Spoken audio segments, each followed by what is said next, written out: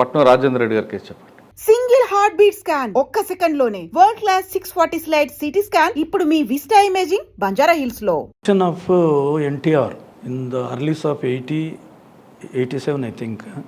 అప్పుడు election campaign జరుగుతుంది. అక్కడ రెండు వర్గాలు షాబాద్ మండల్లో చేవెళ్ళ తాలూక్, మొదలు షాబాదేమే తాలూక్ ఉండేది. Later it was created new Chevella in the name of the Rangareddy district అని పోయింది, హైదరాబాద్ పోయి కూడా.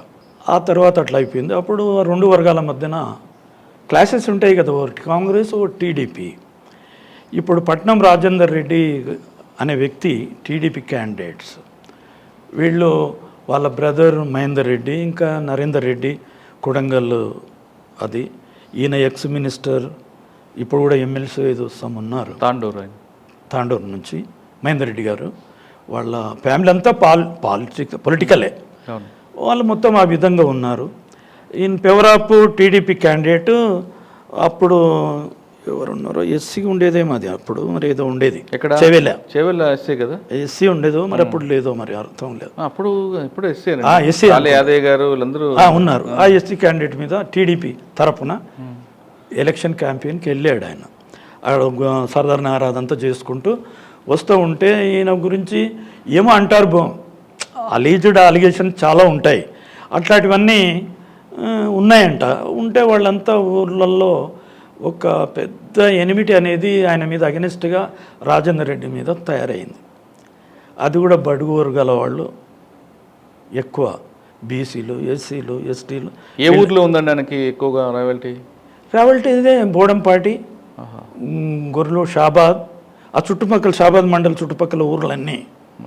అక్కడ వీళ్లకు సపోర్టు ఇంకో వర్గం వాళ్ళు కూడా, తిరుపతి రెడ్డి అని, ఓకే, అతని కాంగ్రెస్ లీడర్. వీళ్ళకంతా ఉంటుంది కదా, వర్గ వివాదాలు ఉంటాయి, అట్లాంటి ఉంటాయి అన్నమాట.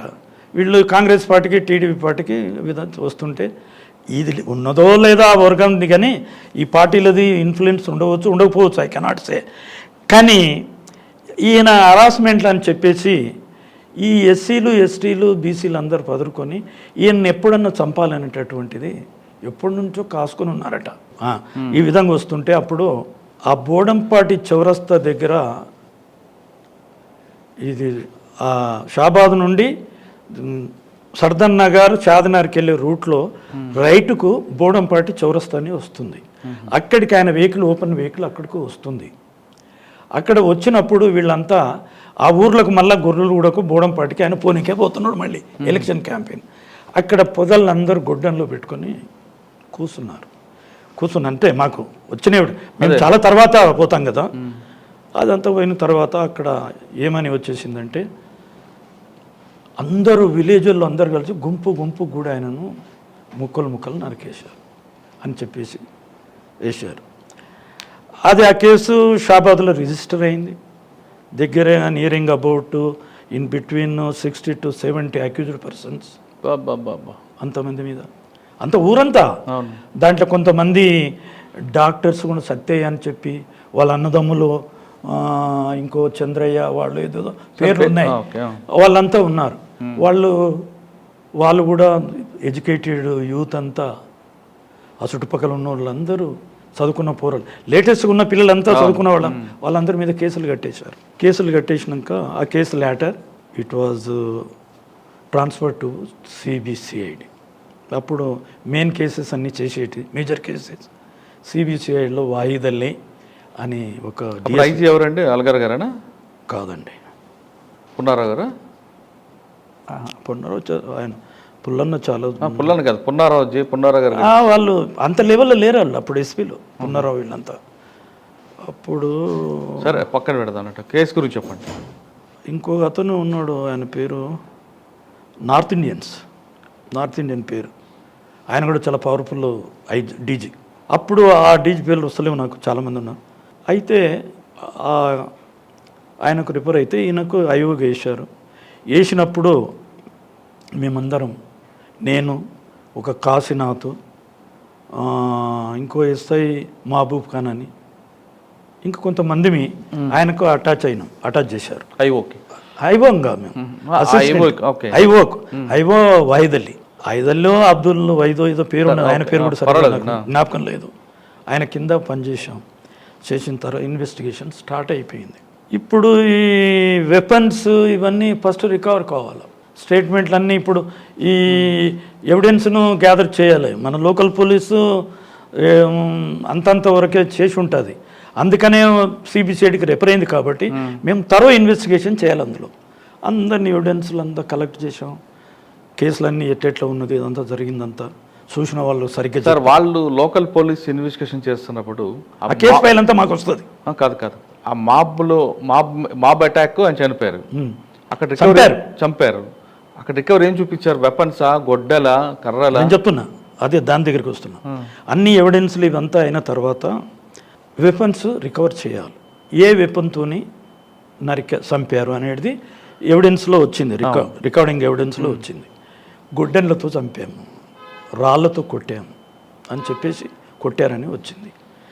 ఆ రాళ్ళు కూడా చాలా వాళ్ళు ఎప్పుడో కుప్పగా రాళ్ళతో కొట్టాలని కూడా పోగు చేసి అడ్వాన్స్గా పెట్టుకున్నారు దారిలో. రాళ్ళ కుప్ప మేము పోయి కూడా చూసాం. అయిన తర్వాత వెపన్ పెట్టుకొని మళ్ళీ అక్యూజ్డ్ పార్టీని తీసుకొని సత్యయ్య అని డాక్టర్ వాళ్ళనంతా తీసుకొని పోయి ఎక్కడెక్కడ ఉన్నారంటే కొన్ని గుడ్డెండ్లు చాలా అయిపోయింది సార్, అక్కడిక్కడ పడేసిండ్రు. ఒక గుడ్డలో 2 గుడ్డెండ్లు ఒక పొదల్లా పడేసినాం సార్ అని వాడు అన్నాడు.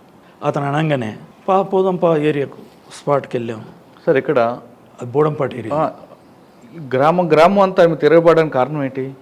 అదే harassment on weaker sections by the Rajender Reddy.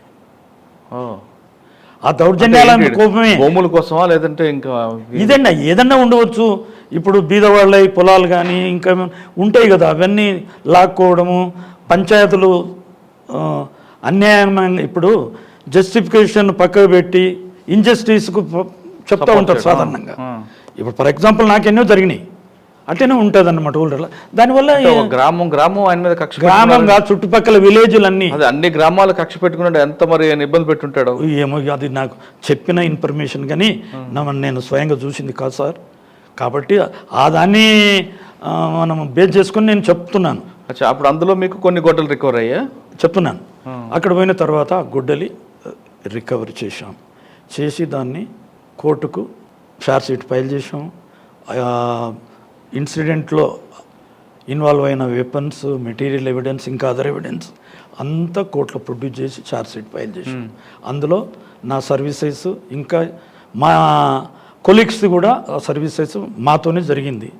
ఆ వాయిదాలైనట్టు ఆయన ఇన్వెస్టిగేటింగ్ ఆఫీసర్ ఆ కేసు ఫైల్ చేశాం. ఆ కేసులో కన్విక్షన్ వచ్చిందా? అది తర్వాత నాకు తెలియదు సార్, వచ్చి ఉంటుందో రాకపోతుంది మనం తెలియదు. That is left to the court to decide it. Correct. Io అయింది కాబట్టి అంతే. ఐవోకి ఏముండదు, కోర్టుకు పోయిందంటే పోలీసు అంది ఏమీ లేదు, ఇక అయిపోయింది పార్ట్. అంటే మీరు evidence during the course of ఎవరు మీరు ఆయన పోయి వస్తాడు, అది అసిస్టెంట్స్ పోరు, ఐవో వెళ్ళాడు, ఆయన చేశాడు, ఆయన కూడా రిటైర్డ్ అయిపోయాడు. ఓకే.